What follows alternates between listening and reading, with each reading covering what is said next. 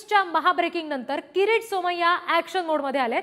पुढारी न्यूजनं उघड केलेलं सोमय्या गप्प का आणि त्याच्या संदर्भात आता किरीट सोमय्या एकंदरीत पुन्हा एकदा ऍक्शन मोडवर येताना पाहायला मिळतात। नवा गौप्यस्फोट नवीन वर्षात ते करणार आहेत। आज किरीट सोमय्या मोठा घोटाळा उघड करणार आहेत। किरीट सोमय्यांच्या हिट लिस्टवर आता कुणाचं नाव असेल हे पाहावं लागेल।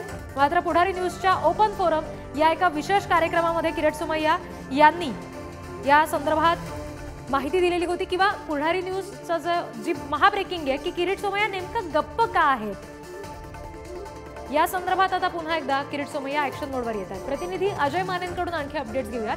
अजय, काही अपडेट्स मिळू शकलेत का सूत्रांकडून की नेमकं कशा संदर्भातला हा गौप्यस्फोट असेल?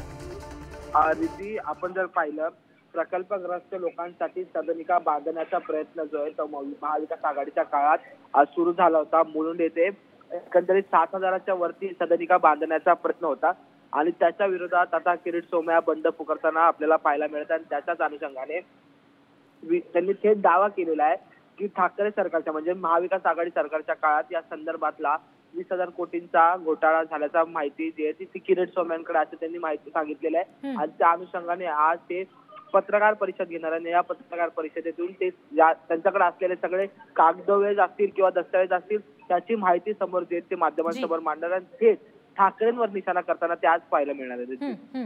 अजय, धन्यवाद दिलेल्या सगळ्या माहितीसाठी।